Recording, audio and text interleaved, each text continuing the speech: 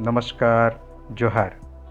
हाल में supreme court ने मुख्य चुनाव आयुक्त और चुनाव आयुक्तों की नियुक्ति पर अहम फैसला सुनाया है।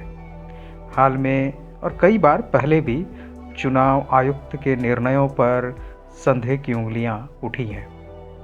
कई बार लोगों को लगता है कि चुनाव आयुक्त सरकार के साथ मिलकर काम करती है, अर्थात सरकार के इशारे पर काम करती है, जबकि लोकतंत्र के बने रहने के लिए चुनाव आयुक्त की भूमिका काफ़ी महत्वपूर्ण हो जाती है। इसी सिलसिले को ध्यान में रखते हुए सुप्रीम कोर्ट ने मुख्य चुनाव आयुक्त और चुनाव आयुक्तों की नियुक्ति पर अहम फैसला सुनाया है। कोर्ट ने आदेश दिया है कि प्रधानमंत्री, लोकसभा में नेता प्रतिपक्ष और देश के प्रधान न्यायाधीश की एक कमेटी मुख्य चुनाव आयुक्त और चुनाव आयुक्तों की नियुक्ति करेगी। अब पहले सिर्फ केंद्र सरकार ही मुख्य चुनाव आयुक्त और चुनाव आयुक्तों की चयन करती थी। आपको पता ही होगा, संविधान के आर्टिकल 324 के अंतर्गत राष्ट्रपति द्वारा नियुक्ति की जाती थी। आइए देखते हैं सुप्रीम कोर्ट ने क्या कहा। तो सुप्रीम कोर्ट ने मामले की सुनवाई के दौरान 5 सदस्यीय बेंच ने उनके कहा कि प्रधानमंत्री, लोकसभा में नेता प्रतिपक्ष और देश के प्रधान न्यायाधीश का पैनल मुख्य चुनाव आयुक्त और चुनाव आयुक्तों के नामों की सिफारिश राष्ट्रपति को करेगा। इसके बाद राष्ट्रपति नामों पर मुहर लगाएंगे। कोर्ट ने कहा, जब तक संसद चुनाव आयुक्तों की नियुक्ति को लेकर कोई कानून नहीं बना लेती, तब तक ये प्रक्रिया लागू रहेगी। सुप्रीम कोर्ट ने अपने फैसले में साफ कहा कि यह चयन प्रक्रिया सीबीआई डायरेक्टर के तर्ज पर होनी चाहिए। वहीं हम लोग अगर आर्टिकल 324 के सब आर्टिकल 2 को देखें तो निर्वाचन आयोग मुख्य निर्वाचन आयुक्त और उतने निर्वाचन आयुक्तों से यदि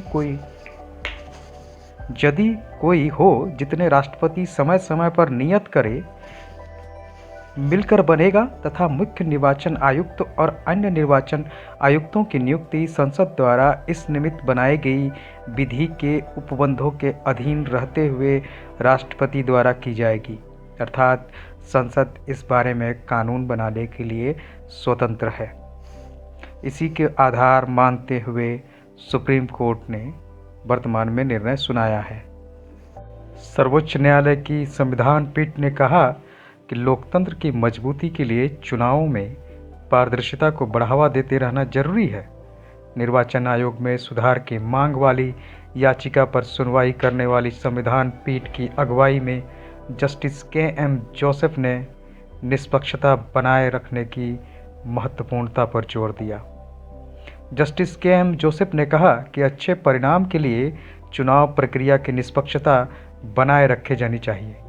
वोट सबसे ज़्यादा ताकतवर है, जो सबसे शक्तिशाली दल को भी सत्ता से बाहर का रास्ता दिखा सकता है। निर्वाचन आयोग अपनी जिम्मेदारी संवैधानिक प्रावधानों एवं सुप्रीम कोर्ट के निर्देशों के आधार पर निष्पक्ष रूप से कानून के दायरे में रहकर निभाए। ये वर्तमान प्रक्रिया को भी देख लेते हैं। अभी तक केंद्र सरकार ही मुख्य चुनाव आयुक्त और चुनाव आयुक्तों की नियुक्ति करती रही है। अब तक अपनाए जाने वाली प्रक्रिया के अनुसार सचिव स्तर के मौजूदा या रिटायर हो चुके अधिकारियों की एक सूची तैयार की जाती है।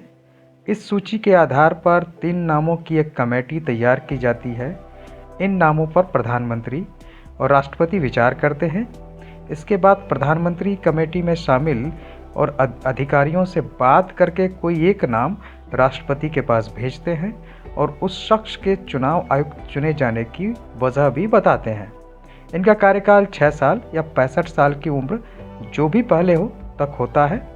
इस प्रक्रिया से चुनाव आयुक्त चुने जाते हैं और इनमें से जो सबसे वरिष्ठ होता है उसे मुख्य चुनाव आयुक्त नियुक्त किया जाता है। कितने चुनाव आयुक्त नियुक्त हो सकते हैं? तो चुनाव आयोग में चुनाव आयुक्त कितने हो सकते हैं, इसे लेकर संविधान में कोई संख्या तय नहीं की गई है। संविधान का अनुच्छेद 324(2) कहता है कि चुनाव आयोग में मुख्य चुनाव आयुक्त और अन्य चुनाव आयुक्त हो सकते हैं, अर्थात संविधान में कोई संख्या तय नहीं की गई है ये राष्ट्रपति पर निर्भर करता है कि उनकी संख्या कितनी होगी। धन्यवाद।